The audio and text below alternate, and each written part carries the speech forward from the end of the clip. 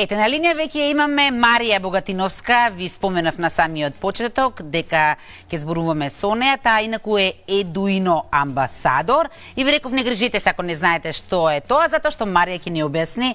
Марија, добро утро, добро ни дојдовте во нашата утринска.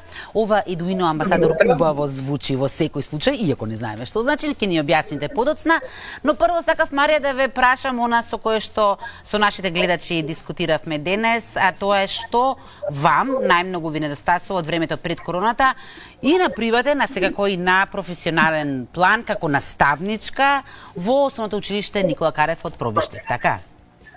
Да. Поздрав до сите гледачи, добро утро и нека им е убав денот. Значи, времето сега и пред короната е неспоредливо. Навистина недостасуваат многу работи. Пред точно една година, јас и ти се слушнавме, правевме муабет на таа тема, но не предпоставувавме дека ова толку многу ќе трае. Навистина трае веќе прилично долго и се одразува на сите, и на малите, и на возрастните, и на постарите, значи се е сменето. Ништо нема исто и во секојдневниот живот, а и во образованието. Така да, и ние што сме со физичко присуство и колегите што одржуваат онлайн настава можеме да забележиме многу голема разлика од претходните учебни години и оваа учебна година. Значи, јас изведувам настава со физичко присуство. Моите ученици се оваа година второ оделение. И очигледно дека во моментов сте во училиште, се гледа по позадината, шарена весела. Да. Во моментот сум во училиште, меѓутоа сум во празна училница за жал. Ова е мојата стара училница во која што редовно ја изведував наставата. Сега сме преместени во друга училница заради протоколите. Постојат многу протоколи во изведувањето на наставата. Секој оделение си влегува од посебен влез за да немаат учениците додир, што е првата пречка, односно она што им го нарушува социјалниот аспект. Значи учениците порано Марија, се извинувам што ја прекинам околу протоколите. Можеме само да замислиме колку се протоколи има во училиштата за оние кои што дадат со физичко присуство. Прво, вие наставниците ви требаше време да ги совладате. Децата колку се дисциплинирани и послушни во тој поглед? Во тој поглед бевме многу замислени пред почетокот на школската година, како тоа децата ќе го прифатат и дали ќе бидат послушни, меѓутоа јас можам да заклучам дека децата навистина се послушни и ги почитуваат мерките, затоа што ние наставниците ги почитуваме мерките, цело време зборуваме, подсетуваме. Кога ние ги почитуваме, значи ние сме нивното огледало, тие мора да гледаат од нас. Така да јас сум задоволна како во нашето училиште се спроведува сето тоа. Досега не сме имале така некои поспецифични случаи. За тоа можам огромна благодарност да кажам и за мојата директорка која што навистина се потруди и за оние колеги што се онлайн, што одржуваат онлайн настава да ги обезбеди сите со компјутерска опрема. Тоа е навистина за поздрав. Ретко во кој училиште такви директорите превземаат такви активности, значи и ние што сме со физичко присуство исто така ни обезбеди се што ни беше потребно за да ја реализираме наставата, затоа што оваа настава не се споредува со претходните. Тоа сакам да ве прашам, иако сте со физичко присуство, тоа е далеку од онаа настава која што ние знаеме, која што беше порано, така? Меѓутоа, за жал, далеку во негативна смисла, така? Во негативна смисла, да. Учениците се физички присутни, меѓутоа се многу ограничени, како тие, така и ние наставниците. Јас имам чувство дека сме се вратиле 30 години назад, дека наставничката стои пред таблата и го предава материјалот. Значи се сведовме на оној традиционален начин на настава, единствено нешто, примената на ИКТ, значи јас сите оние работи што би ги користела во нормални услови, манипулативи, постери и сето тоа, што сега не смеам да го давам да работат учениците, ниту групна работа, ниту група во парови, тимска работа нема, значи само индивидуална. Што значи учење преку игра е оневозможена, така? Сите оние експерименти што ги знаеме, опити што се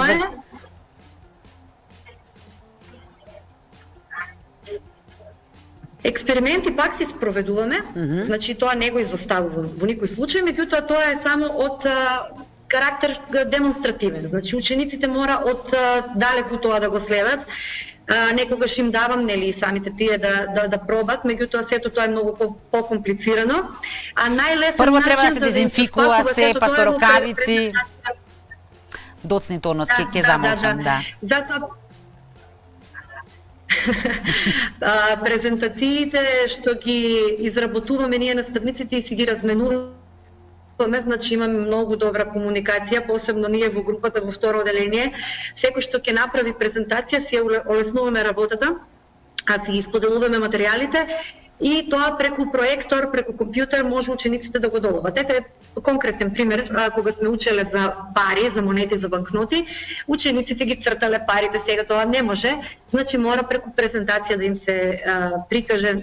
Така да тоа е се многу отежното, ама некако се навикнавме и сметам дека добро се носиме и оние наставници, колеги што се онлайн, добро се снајдоа. Мислам дека даваат се од себе, меѓутоа ефектите сепак се многу дискутабилни. Но сепак, Марија, ако веќе треба да се бира помеѓу физичко присуство и онлайн настава, еве, и вака ограничено физичкото присуство, зашто сте повеќе?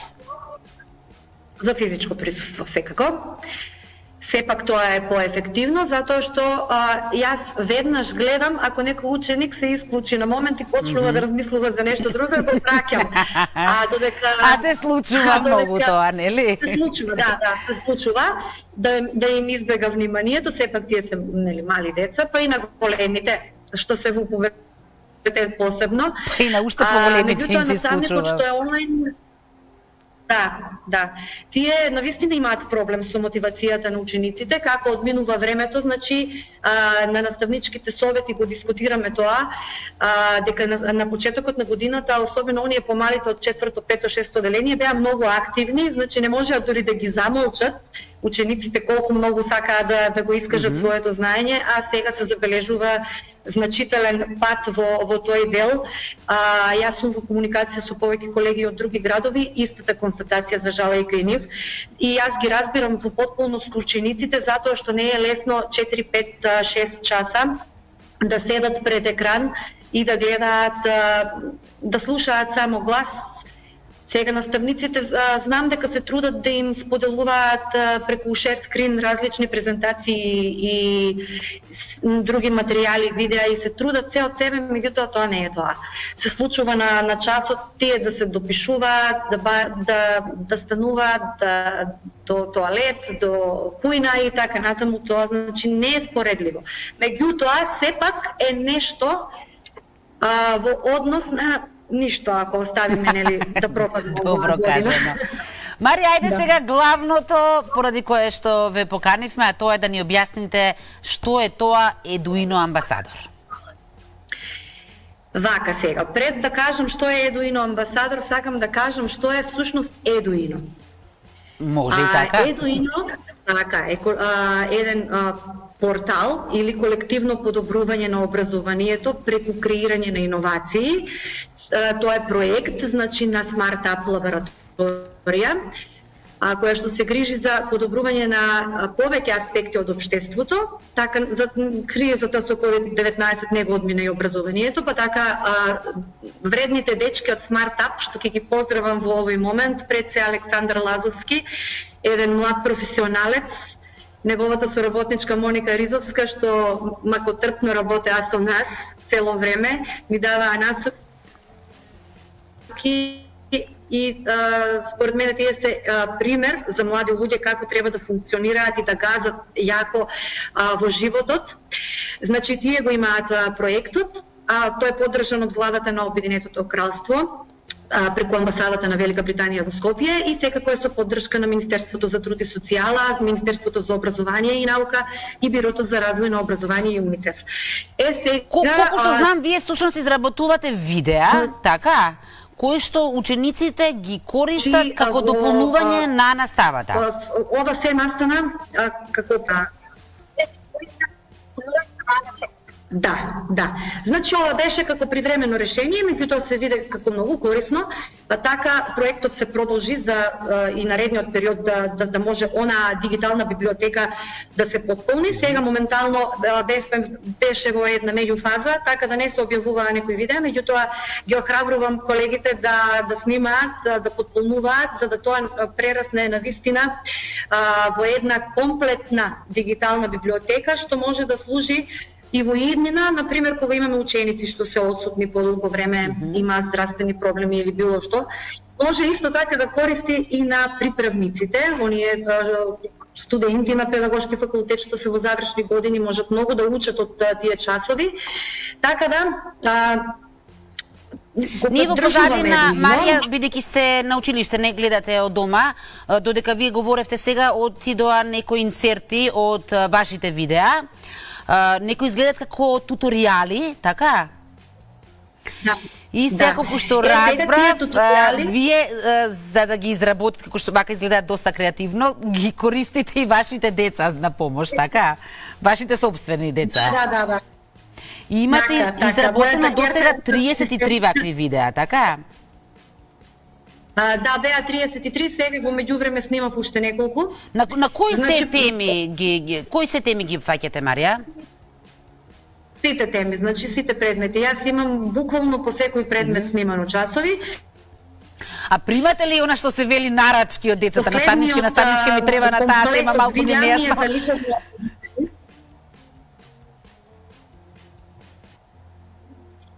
Јас од прилика знам, бидејќи не сум нова во образованието, веќе една генерација по новите програми имам завршено и знам точно како што им недостасува на учениците, каде би заглавиле, што би се рекло, каде би им била потребна помош. Сега сакам да појаснам за овие туторијали, зошто ги снимав. Знаете дека сега со физичко присуство наставата е со скратено време траење. Имаме само 30 минути час, што е на вистина. Некој би рекол 10 минути, а биле, а не биле. Не е тоа така. Значи, тие 10 минути се многу важни. Баш за она евалуација, за да го оцениш ученикот, дали разбрал, дали не разбрал, или пак да им појасниш. Еве конкретно за часовите по ликовно. Јас не ги изоставувам ниту ликовно, ниту музичко, ниту физичко, значи тоа се подеднакво важни часови за мене. Имавме така во темата дизајнирање по специфични тематики за обработка и сега по новите онлайн часови што ги одржуваме, активностите на учениците ги делиме на асинхрони и синхрони. Значи тие се асинхрони што им ги даваме пред часот. Еве, например, јас им го пуштам тоа видео на учениците, па и го споделувам во групата јавно, за учениците дома да го погледнат начинот на кој што треба да ја направат изработката во училиште. И тоа ми го олеснува целиот процес многу. Значи, за 30 минути не можам да ја објаснам на учениците толку конкретно, како што тие дома за 15 минути ќе го изгледаат видеото, ќе ги подготват потребните материјали и на часот 30 минути се сосема доволно да го завршат тоа. И гледам дека овие туторијали, видеа со туторијали што ги снимам, доста голем интерес и од колегите будат. Каде може да ги најдат, Марија, за оние деца кои што не знаат и оние родители кои што не знаат дека постојат, како може да ги најдат? Значи, овие видеа јас мислам дека сега веќе ќе бидат објавени и на Едуино платформата, меѓутоа бидејќи кажав дека беше во еден меѓу период, ги има на мојот канал на YouTube. Значи може да се најдат. Марија Богатиновска ми е каналот и директно може да се јавни се видеата, да се пристапи до нив и да се користат. Значи тоа е се за соработка. Вашето мото, Марија, е така прочитав, шарениот час не може да биде здодевен. Да. шарениот час никако не може да биде здоловен. Еве гледате во позадина кај мене е се шарено, не знам колку може тоа да се долови. Се гледа, што значи сега Марија, наставникот има уште една улога, не е веќе само да едуцира, туку на некој начин треба и да е забавувач, да го задржи вниманието на децата, така? Точно, баш така. Еве го слушнавте можеби и звончето. Леле, кога не сум го слушнала, сум го заборавила тој звук. Да. Сега заврши часот, ние ве одвоивме од учениците, така? Ќе ни простат. Не, имам јас замена, тоа не е никаков проблем. Тука имаме секогаш нели во колективот поддршка, си се заменуваме. Само сакав да кажам за Едуино амбасадор, тоа нели го спомнавме, да не го заборавиме на крајот од многу муавет. Едуино амбасадор е признание, што мене ми е посебно драго. Ова е едно од најдрагите мои признанија во многуте, затоа што е нешто што јас и ние сите, фамилијата наша од Едуино амбасадори, број 23 членови, кои што јас сега ги поздравувам, имавме неколку средби онлайн и веднаш се препознавме, тоа се всушност луѓе кои што многу слично на мене размислуваат и буквално се доживеавме како едно семејство.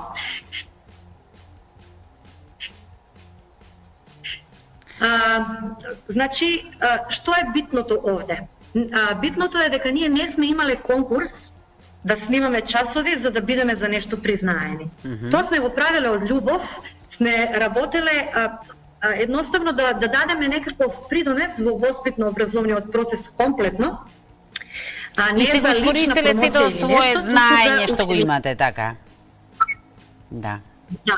И јас, како и во комуникација со повеќе од Едуино амбасадорите, во тој период сме решиле да не читаме секакви новости по социјалните мрежи за вакцините, за короната, дали е теорија на заговор или такви работи, да правиме полемики со коментари на групите, туку сме се фатиле за некоја работа продуктивна и така настана. Корисно да го искористите времето. Марија, многу ви благодарам на ова ваше вклучување. Честито ете и за наградата, честито до сите ваши колеги и секако големо благодарам од сите родители што еве на овој начин им помагате на учениците. Благодарам уште еднаш, беше тоа Марија Богатиновска од Основното училиште Никола Карев од Пробишти. Она што сега следува е разговорот на Христо Ивановски, што ви го најавивме веќе со неговиот гостин, а неговиот гостин е Маријан Ристевски од Конфедерацијата на независни синдикати и темата е на работниците им врие. Толку од мене за денес.